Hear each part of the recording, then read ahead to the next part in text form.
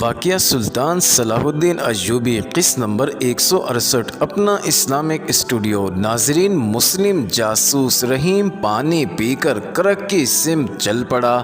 اسے ایلس کی گمشدگی پریشان کر رہی تھی اور اسے افسوس ہو رہا تھا کہ اسے کبھی بھی پتہ نہ چل سکے گا کہ ایلس کہاں غائب ہو گئی ہے۔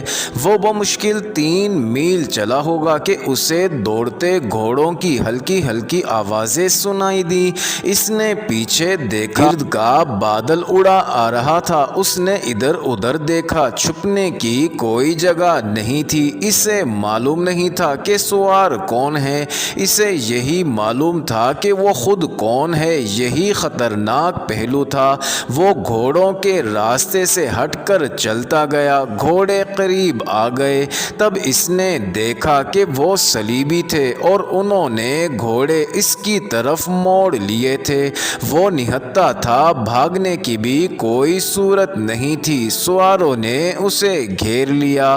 اس نے ان میں سے ایک کو پہچان لیا، وہ ایلس کا امیدوار تھا۔ اس نے رحیم سے کہا، مجھے پہلے ہی شک تھا کہ تم عیسائی نہیں ہو۔ ناظرین، اسے پکڑ لیا گیا اور اس کے ہاتھ پیٹھ پیچھے باندھ کر اسے ایک سوار نے لاش کی طرح گھوڑے پر ڈال لیا۔ گھوڑے اقرا کی سمت روانہ ہو گئے۔ یہ وہ وقت تھا جب عمران رحیم سے ملنے گیا تو وہ اسے نہ ملا۔ تاجر کے ایک نوکر نے اسے بتایا کہ اسے نوکری سے نکال دیا گیا ہے۔ عمران شش و پنج میں پڑ گیا۔ رحیم جا کہاں سکتا تھا؟ اس کے پاس کیوں نہیں آیا؟ عمران گرجے میں واپس چلا گیا۔ رضا سے وہ شام کے بعد مل سکتا تھا۔ انہیں رحیم کو ڈھونڈنا تھا۔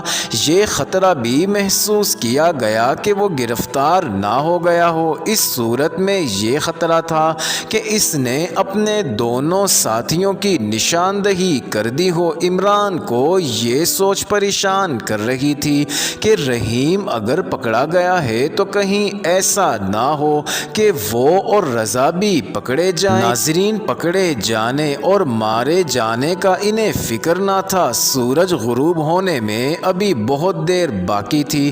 رضا استبل سے باہر کہیں کھڑا تھا۔ 4 گھوڑے استبل کے دروازے پر رکے۔ ایک سوار نے اپنے آگے کسی کو لاش کی طرح ڈال رکھا تھا۔ اسے اتارا گیا۔ یہ دیکھ کر رضا کا خون خشک ہو گیا کہ وہ رحیم تھا۔ اس کے ہاتھ پیٹھ پیچھے بندھے ہوئے تھے۔ سواروں میں ایک بڑا افسر تھا۔ رضا اسے اچھی طرح جانتا پہچانتا تھا۔ دوسرے سے بھی وہ واقف تھا۔ رحیم کو وہ لے جانے لگے تو بڑے افسر نے رضا کو دیکھ لیا۔ اسے فرانسس کے نام سے بلایا۔ ناظرین، رضا دوڑا گیا لیکن اس کے پاؤں نہیں اٹھ رہے تھے۔ وہ سمجھ گیا کہ اسے بھی گرفتار کیا جائے گا۔ 4 گھوڑے اندر لے جاؤ۔ اس افسر نے رضا سے کہا، ہمارے سائسوں کے حوالے کر دینا۔ اس نے رحیم کے متعلق حکم دیا، اسے اس گھر میں لے چلو۔ ناظرین، رضا کو چونکہ فرانسس کے نام سے بلایا گیا تھا، اس لیے وہ جان گیا کہ رحیم نے اس کی نشاندہی نہیں کی۔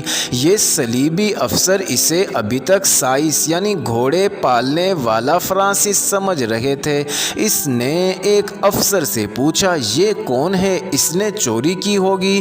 یہ صلاح الدین ایوبی کا جاسوس ہے، ایک فوجی نے جواب دیا اور طنزیہ لہجے میں کہا، اب یہ تہہ خانے میں جاسوسی کرے گا، جاؤ گھوڑے لے جاؤ۔ اس دوران رضا اور رحیم نے ایک دوسرے کو گہری نظروں سے آنکھوں میں آنکھیں ڈال کر دیکھا تھا۔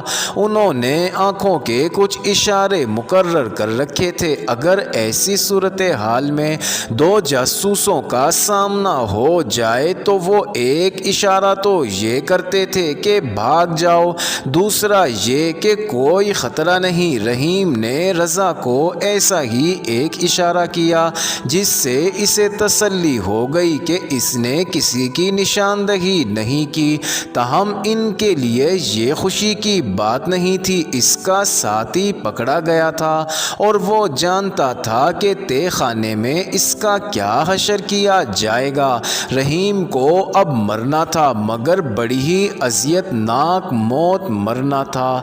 رضا کو معلوم تھا کہ رحیم کو کون سے کمرے میں لے جایا جا رہا ہے اور اس کے بعد اسے کہاں لے جائیں گے۔ فکر یہ تھا کہ انہوں نے وہ راز حاصل کر لیا تھا جس کے لیے وہ یہاں آئے اور اب انہیں یہاں سے نکلنا تھا۔ ناظرین، سلطان صلاح الدین ایوبی کے جگر کا ٹکڑا یعنی انتہائی بہترین جاسوس عمران المعروف جان گینتھر گرجے کے ساتھ اپنے کمرے میں پریشانی کی حالت میں بیٹھا سوچ رہا تھا کہ رحیم کہاں غائب ہو گیا ہے۔ اس کے کمرے کا دروازہ کھلا، وہ رضا تھا۔ اندر آ کر اس نے دروازہ بند کر دیا اور گھبرائی ہوئی سرگوشی میں کہا کہ رحیم پکڑا گیا ہے۔ اس نے جو دیکھا تھا وہ عمران کو سنا دیا۔ رضا نے اسے یہ بھی بتا دیا کہ رحیم نے اشارے سے اسے بتا دیا ہے کہ اس نے ہماری نشاندہی نہیں کی،